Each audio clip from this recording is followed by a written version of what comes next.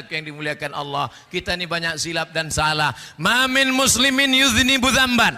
Siapa yang menjalani hidup ini pernah mencela-mencele, pernah ke kiri, pernah ke kanan, pernah buat dosa, pernah buat maksiat, mandi taubat. Mandi taubat. Summa yatatahhar, mandi taubat. Ustaz, aku tak bisa mandi Pak Ustaz. Wuduk pun tak boleh. Kata dokter kalau wuduk kena air mati. Tayam. Ada yang bawa tanah. Cari tanah, cium dulu, jangan sampai bau kencing kucing. Udah tak ada, baru letakkan. Minta tolong satu Ustaz, pegangkan mikrofon nih. Agak dekatkan ke mulut sedikit. Dah, letakkan tanah di atas koran, tepuk sekali. Habis itu pukulkan telapak tangan. Habis itu hembuskan. Yang kameranya tadi belum hidup, kita ulang sekali lagi.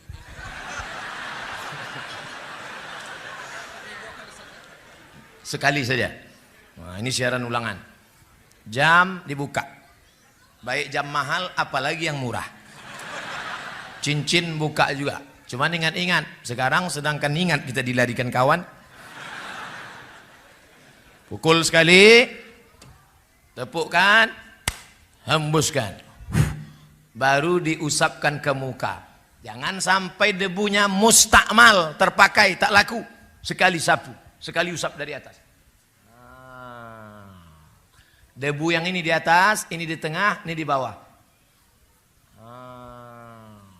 Gitu, bukan debu itu diambil.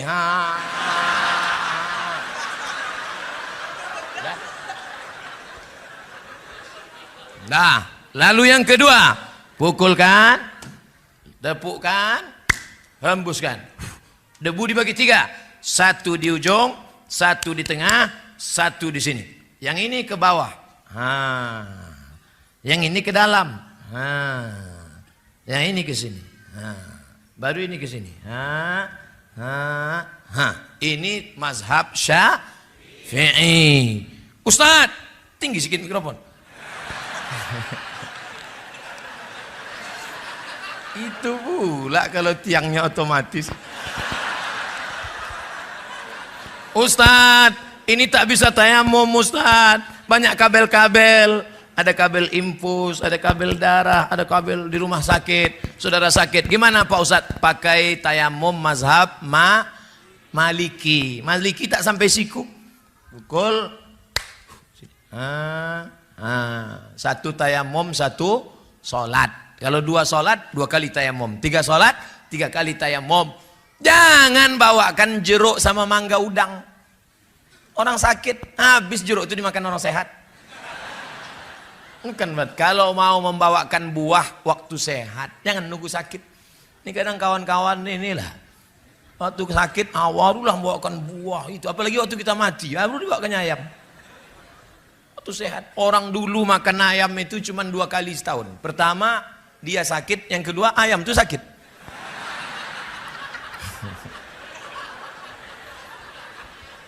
Wajah sekali, tangan sekali, tidak pakai kumur-kumur. Nampak diambil. Dah, kau banyak silap, banyak salah, banyak dosa. Datanglah orang Yahudi menjumpai pendeta Yahudi. Hai pendeta Yahudi, ya, aku banyak silap, banyak salah, banyak dosa. Apa dosamu? Aku sudah membunuh 98 orang. 99 orang sudah kubunuh. Apakah Tuhan mengampuni dosaku? Kata pendeta, dosamu terlalu banyak. 99 orang sudah kau bunuh, maka kau masuk neraka jahanam. Datang orang Yahudi tadi, diambilnya pisau, ditusuknya leher pendeta tuh. Dah 100 sekalian.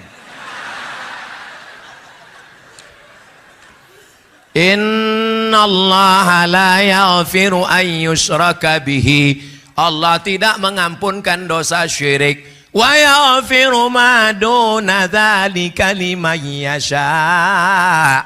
Dosa selain itu diampunkan Allah. Saya pernah main judi Pak Ustaz, tobat. Saya pernah berzina Pak Ustaz, tobat. Saya pernah menjadi pelakor Pak Ustaz, tobat. Saya pernah korupsi Pak Ustaz, tobat dalam kurung balikkan duitnya. Jangan duit kau bangunkan rumah besar, mobil besar, investasi sana, habis itu menangis. Astagfirullah, Rabbal baraya. Lewat kota 2000 perak. Tobat apa itu? Beda kalau salahnya sikit, salah sama Allah. Salah kau sama Allah, berdosa engkau, maka engkau menangis di pintu Ka'bah pergi umrah. Labbaik Allahumma labbaik. Labbaik Allahumma labbaik. Kenapa kuat betul kau nangis? Kakiku dipijak Afrika. Kadang orang tobat ini menangisnya tak tulus, tak ikhlas. Mandi, tak bisa mandi. Wudu, tak bisa wudu. Tayamum. Setelah itu salat sunat taubat. Usolli, kiblat ke sana Pak Ustaz. Oke. Usolli sunnatat taubat raka'ataini lillahi ta'ala. Allahu akbar. Bagusnya salat sunat taubat ini kapan Pak Ustaz? Pagi boleh, siang boleh. Saya salat sunat taubatnya nanti malam aja lah Pak Ustaz. Iya, kalau malaikat datang malam. Kalau dia sip siang, kau pikir dia mau nunggu? Maka taubat itu segera. Ustaz, ya tadi kata Ustaz mandi taubat. Iya, cemana mandinya taubat? Mandi itu ya mandi yang macam diajarkan Nabi lah. Mandi itu siram dulu dari sebelah kanan, macam mandi wajib. Gimana mandi wajib itu Pak Ustaz? Anak 3 tak tahu mandi wajib.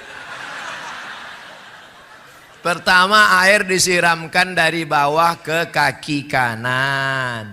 Habis itu baru ke bagian kanan. Habis itu baru ke sebelah kiri. Habis itu bagian kiri. Habis itu baru tengah. Cukupnya banyak-banyak. Ini mandi habis 1 tong. Tapi tak ada bernilai ibadah. Karena tidak berniat karena Allah. Sudah itu. Itu kalau mandi di kamar mandi Pak Ustaz. Kalau di kolam Pak Ustaz, terserah. Kalau kau salto kepala duluan. Kalau tak pandai salto melompat. Kalau di sungai Pak Ustadz, tanggung sungai, pergi ke jembatan Berelang. Ke bawah. Hilang dosa saya Pak Ustadz, bukan dosa kau hilang, kau hilang sekalian. Tak perlu pakai sholat sunat lagi. Kami pun tak payah mandikan jenazah. Ustadz ini sadis sekali. Cakap aja, hatinya lembut. Lembut saudara.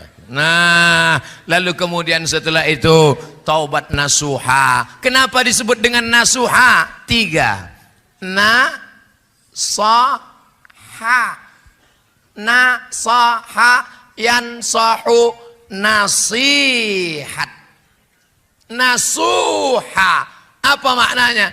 Taubat arti nasuha artinya adalah menjahit kain yang rusak.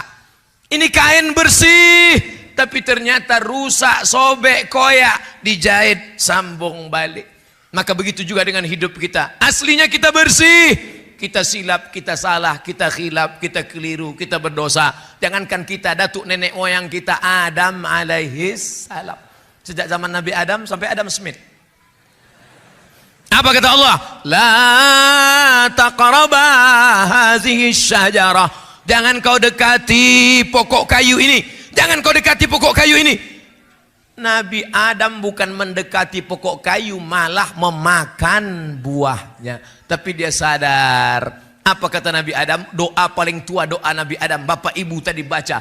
Rabbana zolamna anfusana wa illam taufir lana wa tarhamna lanakunanna. Ustadz, kalau sama Allah janganlah bentak-bentak gitu Pak Ustadz. Saya bentak gini biar supayanya masuk ke tangkai jantung, masuk ke telinga. Tapi kalau doa jangan keras begitu. Rabbana zalamna anfusana wa illam taghfir lana wa tarhamna lanakunanna minal khasirin. Saking kuatnya bini pun terbangun. Abang sholat apa? Sholat taubat. Taubat adinda. Tadi kata Ustaz Somad, taubat yang ditunda sampai besok pagi. Tah matinya bang malam ini. Urus-urus juga surat tanah bang.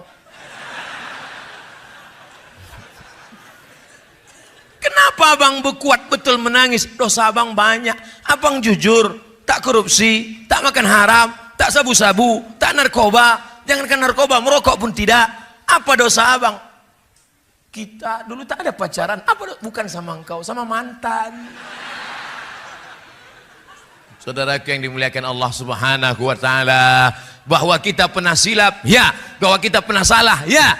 Siapa yang tak pernah silap, tak pernah salah? Saya tak pernah silap, saya tak pernah salah, saya tak pernah berdosa. Saat engkau berkata bahwa dirimu tak pernah silap, tak pernah salah, saat itulah engkau sedang silap, salah, dan berdosa.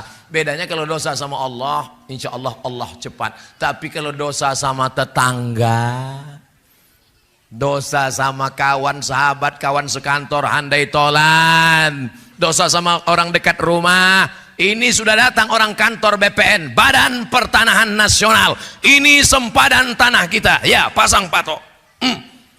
Siap? Ya. Pas tengah malam bangun geser.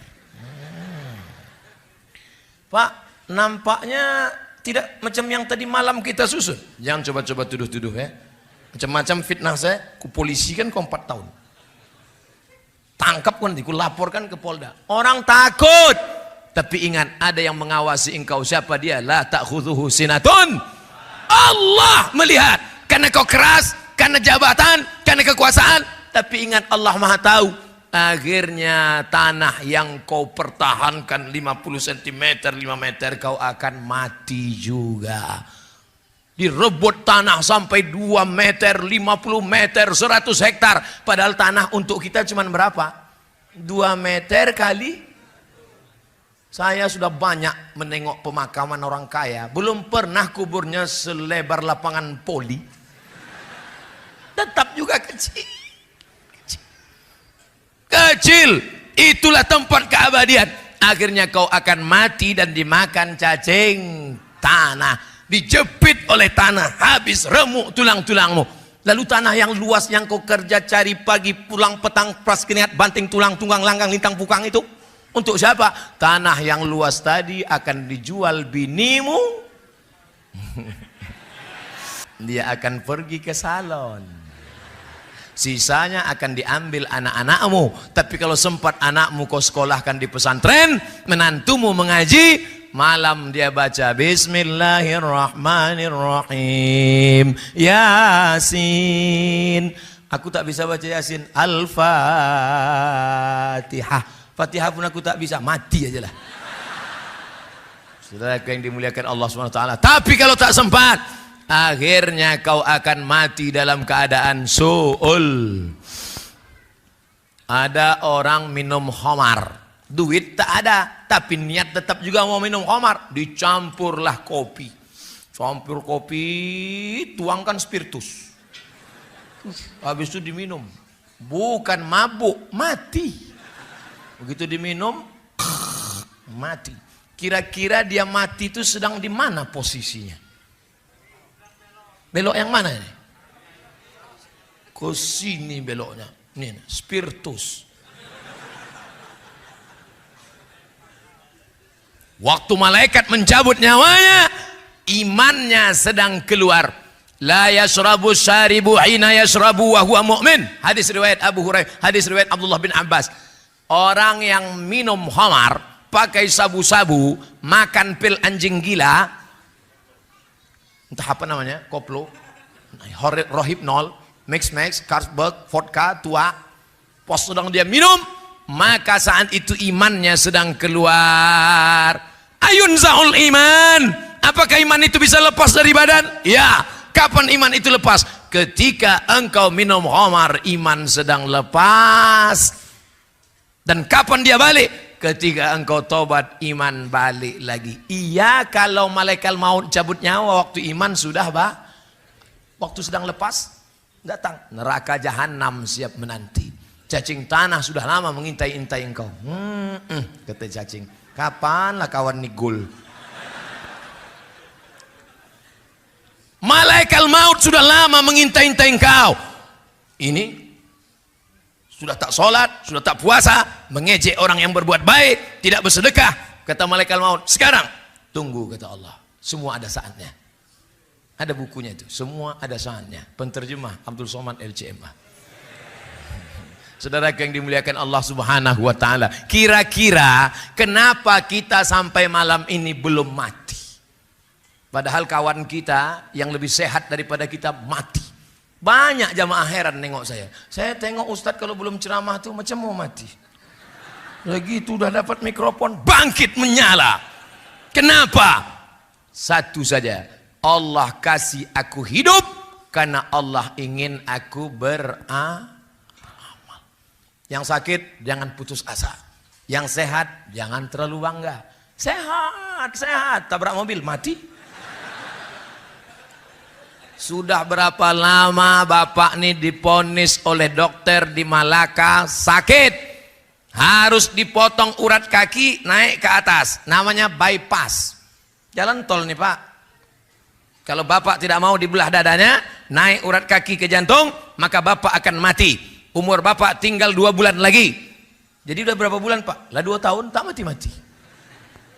Mati adalah urusan Allah. Tapi jangan gara-gara ceramah ini bapak tak mau medical check up. Nanti anaknya, papa ayo kita periksa ke Singapura. Kalau tak mati kata Allah, tidak. Tetap ada usaha dan ikhtiar. Tak ada di antara kita ini tahu siapa dan kapan matinya. Oleh sebab itu hijrahlah, hijrah dari korupsi, hijrah dari spiritus. Apa pula spiritus? Hijrah dari pacaran, hijrah. Nah, yang masih nyimpan nomor pacar, buka HP-nya, delete namanya. Buka HP, cari Facebook, unfriend. Buka grup. Ini banyak nih yang CLBK di grup-grup. Buka. Buang semuanya. Kenapa tak kau buang? Silaturahim Pak Ustaz. Setan. Jangan salahkan setan. Karena itu memang sudah SOS. Standar operasional setan. Yang salah adalah kita. Karena memperturutkan kehendak kemauan setan. Ada tak setan itu yang tobat Pak Ustaz? Ada. Setan tobat. Setan itu berapa jenis Pak Ustaz? Ada setan yang ikut sejak saya lahir. Waktu saya lahir, datang setan mentusuk pusat saya. Makanya anak waktu lahir nangis. Ada yang lahir ketawa. Pas lahir, kiki. Setan lahir kita, ditusuknya pusat kita. Kita pun menangis. Kemana kita pergi dia ikut. Namanya jin qorin. Qorin artinya yang senantiasa bersama. Ini sekarang sama saya ini ada nih, ikut dia, ikut. Nanti pulang mau tidur. Kalau kita baca doa dia pergi. Mati saya, dia tak mati. Umurnya panjang. Mati saya, dia tak mati. Nanti dia cari anak-anak SMP, SMA yang celana pendek, yang galau, yang dia ganggu, dia masuk. Makanya jangan heran kalau ada anak SMP kerasukan setan. Oh, siapa ini? Abdul Somad LCMA. Assalamualaikum. Ustaz Somad, itu bukan saya. Roh saya sudah diletakkan Allah di tempat. Kalau baik namanya Illiyin, kalau tak baik namanya Sijin. Lalu yang anak tadi kerasukan itu apa? Itu bukan Abdul Somad, itu jin qorin. Itu jin qorin yang ikut sama bapak, ikut sama ibu, jin qorin. Ada jin yang tak jelas kerjanya. Ini jin non-job. Dia tak jelas di bawah pokok kayu, di warung-warung kopi, ya jelas. Itu jin non-job tak jelas. Tadi saya mulai jam 8, sekarang jam 8.59, sikit lagi. Pas 1 jam. Di mana-mana saya ceramah 60 menit sesuai dengan yang tertulis di botol. 3 botol.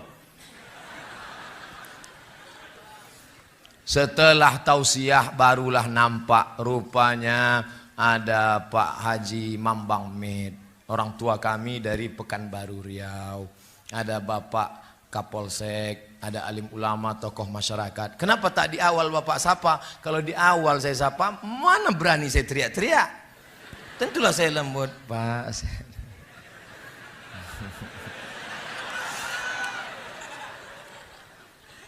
Bapak Ibu sehat semua? Doakan Ustadz Somad senantiasa berada di jalan yang lurus. Kalau nampak dia nanti agak-agak belok, siapa yang meluruskan saya? Jamaah. SMS saya. Ustadz, ku tengok Ustadz agak berbelok ini. Siapa yang akan meluruskan saya? Orang tua saya, Pak Haji Mambang Min. Ibu akan meluruskan saya. Pak Kapolsek akan meluruskan saya. Kita ini tidak selamanya lurus. Kadang kita mencela, belok kiri, belok kanan. Godaannya dulu kuat. Kadang ada kepentingan. Kadang ada tarik-menarik duniawi. Maka kita senantiasa Ustadz dulu yang mengajarkan kami jalan lurus kan? Kok kau ingat? Ini MP3-nya masih kusimpan. Nah, watawasau bil hak, watawasau bis sob. Sabar itu bukan waktu anak mati meninggal. Sabar itu bukan waktu rumah kebakaran. Sabar itu bukan waktu dompet hilang. Sabar menahan godaan korupsi. Sabar menahan godaan pacaran. Sabar menahan godaan sabu-sabu. Itu namanya sabar. Bro, ayo kita pesta sabu yuk. Haram. Aku sedang berada di jalan yang lurus. Jangan kau ajak aku belok kiri, belok kanan, lurus. Sikit aja kita belok. Sikit pun tidak. Aku yang bayar. Ayolah.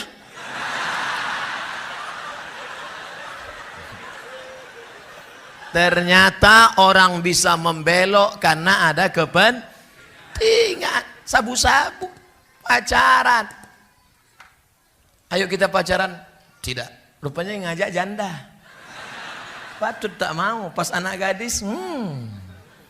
Ayo kita korupsi. Haram. Sekali haram tetap haram. Rupanya 100.000. Pas giliran 2 juta. Halam.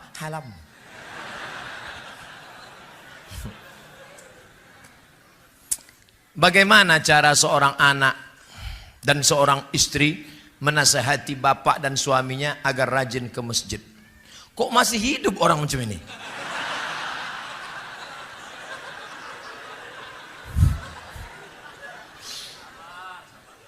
Orang begini masih dikasih hidup supaya kita dapat amal soleh memberi nasihat. Makanya kalau ada tetangga kita nggak pakai jilbab, tetangga kita nggak sholat, jangan kita marah. Ajak dia sholat. Assalamualaikum Pak, ayo kita ke masjid Baitul Dakwah ya Pak. Kau belum lahir, aku udah nyumbang semen di masjid itu. Saya kok ajak. Aku dulu yang meletakkan batu pertama masjid itu. Tiga balik sana. Besok datang lagi Pak, ayo kita ke masjid Baitul Dakwah Pak. Aku ini udah bolak-balik ke Makkah. Ini keningku nih hitam di Masjidil Haramnya. Saya kok ajak aku. Berhenti kita ngajak dia? Tidak. Hari ketiga datang lagi. Pak, ayo ke masjid Pak. Nanti kalau bapak mati tak ke masjid, kami campakkan ke laut. Mudah-mudahan suami-suami yang belum ke masjid, balik dari sini ke masjid. Kita doakan sama-sama. Ala hazihin niyah al-fatihah. A'udzubillahi minasyaitonirrajim. Bismillahirrahmanirrahim. Alhamdulillahirabbil alamin. Ar-Rahmanir-Rahim. Maliki yaumiddin. Iyyaka na'budu wa iyyaka nasta'in. Ihdinas siratal mustaqim. Shiratal ladzina an'amta 'alaihim ghairil maghdubi 'alaihim waladdallin. Amin. Itu kalau udah dipatihahkan itu 2 kemungkinan. Kalau tak ke masjid, digotong orang ke masjid. Salat jenazah. Ngeri-ngeri sedap ibu kan?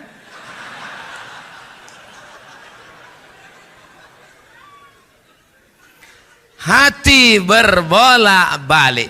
Kalau saya mau nyuruh mahasiswa, tolong balik kertas. Ini buku. Mau saya suruh balik, tolong balik kertas. Membolak-balik kertas bahasa Arabnya qallaba. Qallib, balik. Qallib. Hati bahasa Arabnya jantung qalbun.